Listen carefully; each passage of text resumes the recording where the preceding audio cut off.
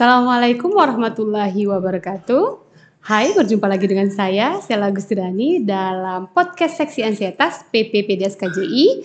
Dan episode kali ini kita bakal membahas agak-agak mistis horor gitu ya, Dok ya. Bener ya. Jadi dan untuk membahas yang horor-horor harus sama yang horor juga, enggak ya, Dok ya? Enggak ya, Dok. Selama horor itu menakutkan gitu ya. Iya, Dokter. Jadi ini ada Dr. Muhammad Hasbi, Magister Kedokteran Spesialis Kedokteran Jiwa untuk membahas tentang kerasukan atau gangguan jiwa ya. Dan gimana nih cara menanganinya? Oke, Dokter, tadi seperti yang sudah saya sebutkan di judul nih, Dokter, kerasukan atau gangguan jiwa. Nah, ada perbedaan nggak antara kerasukan? Kerasukan kan seringnya dihubungkan dengan hal-hal mistis, spiritual. Dan gimana cara ngebedainnya dengan gangguan mental yang memang serupa atau mirip dengan gejala kerasukan gitu. Mungkin kita bisa bedain dari pengertiannya dulu ya gitu ya. Kerasukan ataupun kesurupan. Kesurupan. Ada orang bilang kerasukan, ada yang bilang kesurupan. Iya, gitu. benar-benar. Kalau kita ketahui bahwa segi pengertiannya kan suatu tindak psikologis ya, karena psikologis di mana itu sifatnya sementara ya, terus ditandai dengan adanya hilangnya kontrol diri gitu ya. Kontrol hilang, kemudian ingatan gitu sampai selain ingatan sampai tadi udah kontrol diri ya kan, udah sampai benar-benar lingkungan sekitar juga dia nggak tahu gitu. Sampai ada berperilaku aneh gitu. Aneh-aneh gitu ya, di luar nalar kadang-kadang. Kan orang mengira kesurupan kambuh gitu. Atau episode kambuh gitu ya. Itu sifatnya sementara atau biasa kita lihat di PPDGJ bisa dijelasin termasuk ke dalam disosiatif gangguan disosiatif ya, disorder gitu ya. Oke. Jadi emang secara psikiatri ada gangguan yang mirip seperti kerasukan atau kesurupan, Dokter ya. Dan secara psikologis atau dari sisi pandang psikiater, biasanya apa yang menyebabkan orang-orang bisa mengalami trans atau kerasukan ini, Dok? Kalau banyak faktor tentunya, bisa genetik, kemudian lingkungan, bahkan sampai ke budaya juga, terus psikososial juga mempengaruhi. Iya, terus yang lebih erat mungkin ada tekanan mental ya, atau dia menerima stresor gitu. Jadi bisa banyak kan. Ya, orang-orang yang nggak mampu menghadapi suatu tekanan juga bisa bentuknya gitu ya, Dok ya. Tekanan mental tentunya kan nggak timbul suatu stresor. Ya banyak ya, apakah bullying atau dari rumah ataupun di sekolah dan sebagainya. Oke. Jadi kalau kita cerita itu kan masuk dalam suatu gangguan mental ya, Dokter. Gimana ngebedainnya sama orang-orang yang memang hanya ingin menarik perhatian atau pura-pura nih dokter gitu? Sulit nggak membedakannya di dokter kalau dari? Kalau di awal sih, kalau yang memang benar-benar dia sakit kan memang yang pertama mungkin cari riwayat kan ya. Terus yang kedua kita juga menilainya ada dari segi ini masuk ke medis atau tidak kan gitu. Kalau memang udah terseleksi ya berarti arah bisa ngarah ke sana gitu. Terus diklasifikasikan dulu gitu loh, supaya bisa kita pahami kan. Gitu. Ya, oke Dokter. Tadi dokter sudah membahas sedikit nih bahwa trans ya. Tadi itu termasuk dalam disosiatif. Nah, yang terkenal di kelasnya disosiatif itu kan DID. Nah, jadi apakah sama mirip dengan DID? Dan satu lagi dokter juga bilang dengan fisik. Apakah orang-orang misalnya contohnya orang-orang epilepsi bisa nggak mengalami gejala kerasukan nih, Dok? Bisa, karena di epilepsi itu biasanya terkena di masalah, kalau saya tidak salah, di lobus temporalis ya bagian kan. Atau adanya terus trauma kepala, bahkan sampai intoksikasi zat ya. Terus bisa efek-efeknya itu mengakibatkan ke arah ke trans tadi gitu. Kemungkinan arahnya gejalanya bisa benar situ gitu. Bisa, mungkin bisa seperti itu. Jadi hanya dari kerasukan saja bisa banyak, Dok ya. Luas sebenarnya kan. Benar. Jadi emang kita harus kalau memang terjadi berulang-ulang perlu dievaluasi lebih lanjut. Iya benar, harus dievaluasi. Oke, jadi kemudian kalau kita nih keluarga atau biasanya orang awam lah menghadapi orang yang sering atau baru pertama kali mengalami kerasukan, gejala seperti kerasukan, ini apa yang bisa kita lakukan, Dok? berarti ini ceritanya penanganan gitu Iya, kan. benar. Kuratifnya gitu ya. Kuratifnya. Udah terjadi. Udah terjadi benar ya. Jadi yang pertama sih memang pentingnya ada evaluasi medis ya.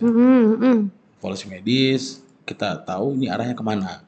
Kalau memang dia tidak punya riwayat, kita ketahui tidak punya riwayat medis, ya kita bisa menyingkirkan gitu kan.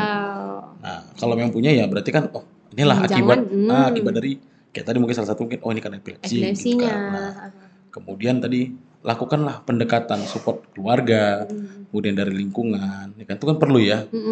Kita rangkul gitu. Apakah perlu pendekatan lain seperti misalnya kayak nanti kita ajak bicara bagaimana.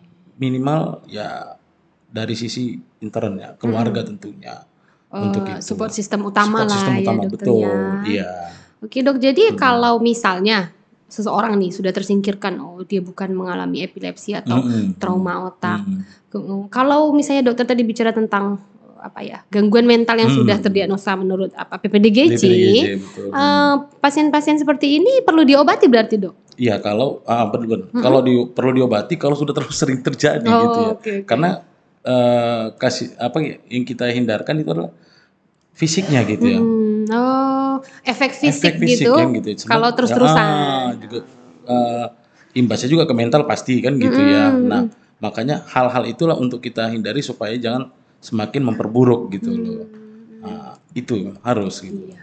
Jadi kan image atau stigma di masyarakat tentang kerasukan ini itu kan pasti masih sangat erat dengan mistis kita di Indonesia lah secara umum dokter. Jadi apakah boleh nih kita ya? Kita kan nggak juga memandang bahwa nggak boleh langsung gitu. Jadi apakah boleh menggabungkan? Maksud saya supaya dalam segi pendekatan kali dokter ya, keluarga tetap membawa ke mistis gitu, tapi kita juga obati secara psikiater gitu dokter. Ini gimana tips trik dokter lah kalau menghadapi nggak hanya kerasukan dokter, secara umum gangguan mental itu kalau apa-apa tuh dibawanya ke sana dulu nih.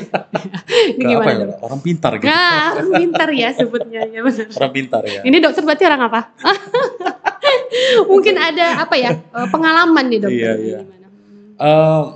Kalau ditanya seharusnya sih memang saya lebih setuju tuh ke menggabungkan antara dari segi medis dan juga spiritualitas ya, ataupun ke agama ya. Lebih tepatnya spiritual ya dokter. Iya benar. Saya sih lebih senangnya sih ke situ tuh kan. Kenapa? Ketika dilakukan pendekatan secara agama, ya harapannya si pasien ini mendapatkan ketenangan, ditambah lagi dengan pendekatan dari segi medis kan gitu, diobatin gitu kan. Nah, jadi spiritual itu kita rangkul sebagai salah satu terapinya juga ya dokter. Benar. Oke, biasa. Oke, luar biasa, hanya dari kerasukan kita udah banyak dapat ilmu ya. Kadang kan ada orang yang bilang kerasukan tuh yang dicari ya. Maksudnya kayak event-event tuh yang ini enggak ya? Iya. Ada suatu stasiun TV gitu khusus gitu kan. Atau channel-channel YouTube banyak benar-benar. Banyak. Mungkin dilihat dari channel-channel YouTube sampai bab cakap tuh mungkin ya dia bisa sampai kebal gitu ya. Benar. Sampai bahkan mungkin bahasanya tuh ada yang bilang wah ini kurang konsentrasi nih dia gitu ya. Iya, jadi benar. terasa gitu ya, kurang mendalami gitu kan. Dan acara seperti itu emang masih dokter ya, berarti itulah menandakan bahwa stigma di masyarakat itu masih tinggi sekali terhadap hal seperti itu. Betul. Karena acara-acara seperti itu penontonnya masih banyak dokter. Nah terkait dengan itu dokter, sebagai pertanyaan penutup saya, apa harapan dokter lah sebagai seorang dokter, psikiater itu terutama dalam hal pemahaman dan penanganan gangguan jiwa di Indonesia terkait dengan stigma di Indonesia nih. Apa harapan dokter? Kalau cerita harapan sederhana sih ya sebenarnya.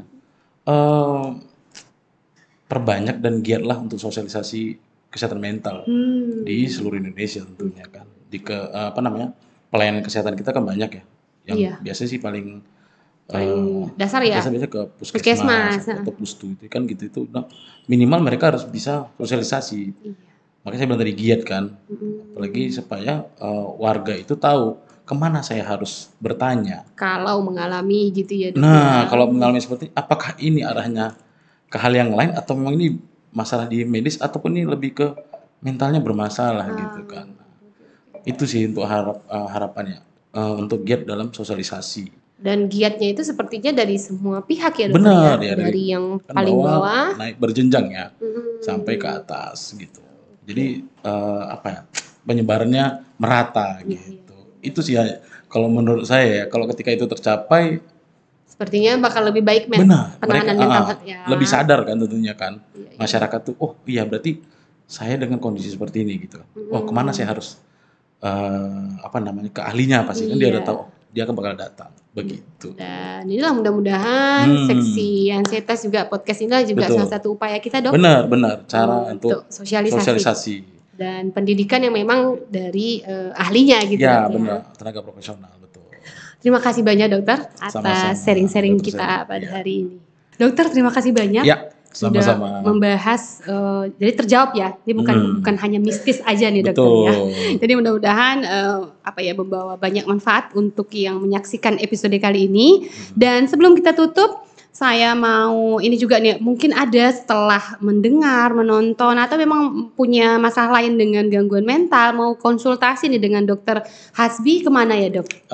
Bisa berjumpa dengan saya di Klinik Utama Binatma di Jalan Hos Cokroaminoto nomor 122 Medan. Oke, kalau mau konsultasi dengan dokter Hasbi boleh langsung ke Klinik Binatma ya dokter ya. Ya, betul. Oke, dan kita jangan berlama-lama lagi, tapi jangan lupa tiada kesehatan tanpa kesehatan mental. Salam sehat jiwa. Wabillahi taufiq wal hidayah. Assalamualaikum warahmatullahi wabarakatuh. Waalaikumsalam.